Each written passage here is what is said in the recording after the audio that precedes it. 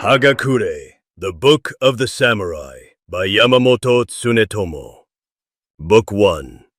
In this first book, I reveal the very heart of the samurai way. The way of the warrior is found in death. When the moment comes, you must be resolved to die. Do not think of victory or defeat. Think only of advancing. A samurai who hesitates even for an instant has already lost. Live every day as though your body were already dead. Serve your Lord with absolute loyalty and cast aside all personal desire. When you have made up your mind to die, you will accomplish anything. The man who is afraid of death will never be of use. I say this plainly. The samurai must be ready to throw away his life at any moment for his lord or for the sake of righteousness. This is the foundation of all that follows. Train your mind in this truth until it becomes your very blood and bone. Book 2. In this second book, I speak of the daily practice of loyalty. A retainer must think of his lord morning and night. Even in sleep, your mind must remain with him. When you rise, when you eat, when you walk, your first thought must be service. Do not seek fame or reward. Seek only to be useful. If your Lord commands, obey instantly, even if it costs your life. I have seen men who spoke beautifully of loyalty, yet faltered when the moment came. True loyalty is shown in small things as well as great. Keep your weapons ready, your body strong, your mind clear. Never complain, never hesitate. This is the way a samurai repays the debt he owes his lord for every bowl of rice he has eaten. Book 3. Here I set down stories of warriors who lived and died with true resolve. Some men talk of courage, yet tremble when the time arrives. Others speak little, yet act without fear. Look at these examples and measure yourself against them. The samurai who dies with a calm mind has truly mastered the way. I tell of retainers who cut down their own hesitation as swiftly as they cut down enemies. Do not wait for the perfect moment. The perfect moment is now. When death comes, meet it with a single thought. I have done my duty. These tales are not for entertainment. They are mirrors. Hold them up to your own heart and ask whether you would act the same. This is how a warrior learns. Book 4. In the fourth book, I speak of the dangers of softness and the necessity of constant vigilance. The world is full of temptation and ease. A samurai who grows soft in body or mind will fail when the test comes. Train every day. Eat and drink with moderation. Sleep lightly. Keep your weapons sharp and your spirit sharper. I warn against idle talk and the company of weak men. Surround yourself with those who understand the way. When you feel fatigue, remember that death never tires. The moment you relax your guard is the moment your enemy strikes. Therefore remain hard like iron. This is the discipline that separates the true warrior from the man who merely wears a sword. Book 5. This book concerns the proper attitude toward rank and duty. A samurai must know his place, yet never be satisfied with it. Serve humbly, yet carry yourself with dignity. Do not envy those above you, nor despise those below. Perform even the smallest task, as though it were the most important in the realm. I have seen men of high rank who acted like servants, and servants who carried themselves like lords. Both are wrong.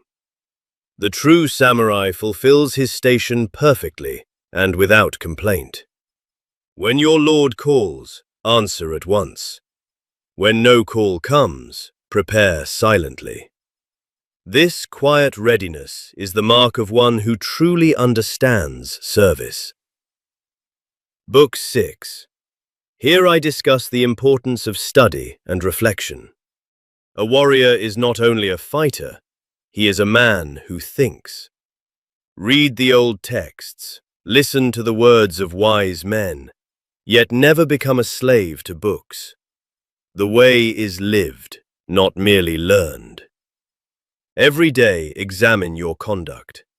Did you act with loyalty, with courage, with sincerity? If you find fault, correct it before the sun sets. I tell you plainly, the man who does not reflect upon himself daily will never improve. Study the examples of those who went before you, but make their wisdom your own through action. This constant self-examination is the secret of the warrior's growth.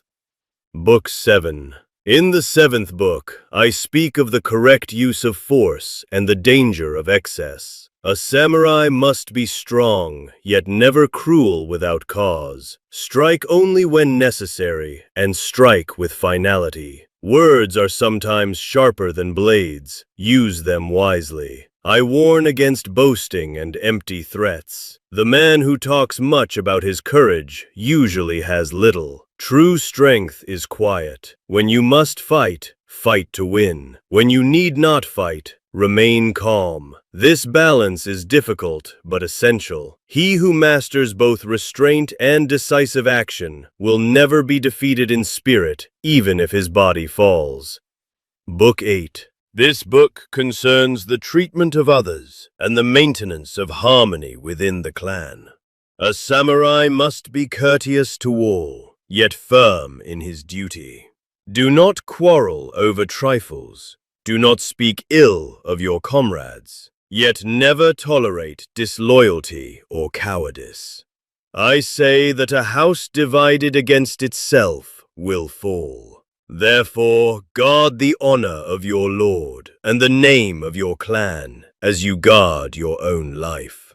Settle disputes quietly when possible, but never at the cost of principle. The warrior who brings peace through strength is more valuable than the one who brings only war. Book 9. Here I address the matter of illness, old age, and the final years of a warrior. Even when the body weakens, the spirit must remain strong. A samurai does not fear sickness or death. If you cannot fight with a sword, fight with wisdom. If you cannot rise from your bed, still serve your Lord with prayer and counsel. I have lived long enough to see many strong men become frail. Do not despair. Use the time left to you to perfect your mind. When the end comes, meet it with the same resolve you showed in youth. This is the final test of the way. Book 10. In this 10th book, I speak of the hidden dangers that lie within a man's own heart. Pride, anger, desire. These are the true enemies. A samurai who conquers himself needs no other victory. Guard against self-deception. Do not pretend to be what you are not. Look honestly at your faults and root them out. I tell you this from long years of reflection. The man who knows his own weaknesses and still strives to serve is the strongest of all. The battle within never ends. Fight it every day with the same ferocity you would show an enemy on the field. This is the highest form of Bushido. Book 11. In this final book, I gather the last teachings I wish to leave behind. The way of the samurai is simple, yet demands everything. Live with death always before your eyes. Serve your Lord without thought of self. Train your body, discipline your mind, and keep your heart pure. When I am gone, these words will remain. Read them, live them, pass them on. Do not seek comfort or long life. Seek only to be a true warrior until the very end. I have spoken plainly because the way allows no lies. If even one man understands and follows what I have written, my life will have been well spent.